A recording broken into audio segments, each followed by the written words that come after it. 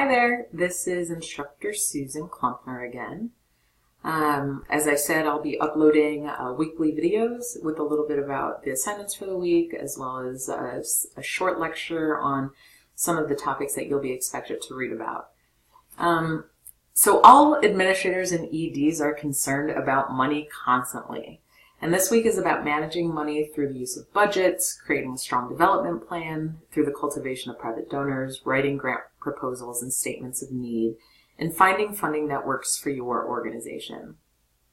For some nonprofits, federal funding, state and local, or money from private foundations may be a more viable funding choice over participant fees and private donations. With all of these funding streams, there are pros and cons. For example, oftentimes with private donations, they may be unrestricted and can be used to support generating general operating expenses or programs or even capital campaigns.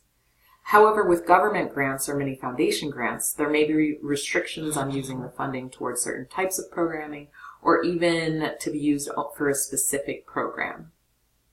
Before an organization begins to fundraise, it is imperative that a needs assessment takes place.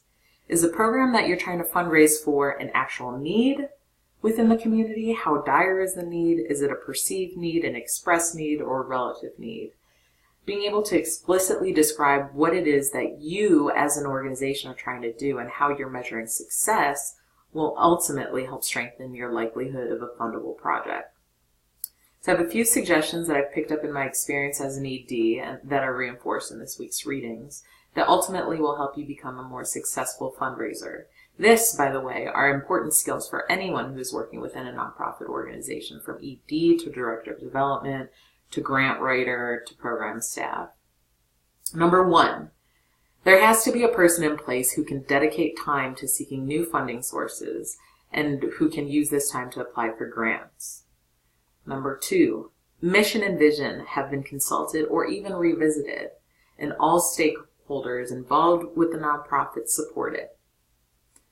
3, that there is good visibility. So your website must be current, as well as all your social media. You have brochures or other externally facing documents about your organization that can be distributed upon request. Number 4, there is a system to collect data on program outcomes and regular evaluation is being conducted regarding staff and organizational objectives. And number 5, that you are constantly assessing organizational strengths and weaknesses, as well as external threats and opportunities. This type of analysis is referred to as a SWOT and is usually revisited on an ongoing basis and typically when an organization is engaging in strategic planning. As a final thought about fund development, the one thing that you really have to remember is to seek diversified funding. You can't have a large chunk of organizational revenue generated from one source. So for example, an organization shouldn't have 80% of the funding from, let's say, United Way, or a big corporate sponsor, or from only participant or client fees. This will ultimately lead to unsustainability.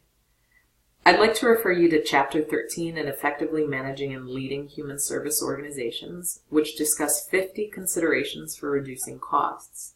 One common way to defray expenses is by downsizing or evaluating the necessity of personnel. While this is an unpopular decision, many organizations' largest expense is personnel. This is always something to sort of keep in the back of our minds, as many of our programs are funded by grants, which may or may not be renewed. So I wanted to end with a couple comments about this week's assignments. This Sunday, Assignment 1, Organizational Capacity Assessment, is due.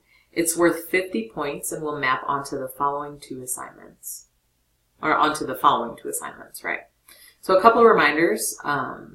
Use headings for each of the 4 sections and subheadings for each component of the sections. Do not include an intro or conclusion. Answer each question in complete sentences. Use data rather than opinions, except for questions 4B and C. Address each question even if you don't know the answer, or if the organization does not have that element in question. For example, if the organization does not have a strategic plan, write that the organization does not have a strategic plan. Don't just skip the question. Include in-text citations and references using APA. If you have any questions, please email me Engage. Thanks and good luck with this week's posting as well. I've reassigned response post dyads by Tuesday night. Good luck!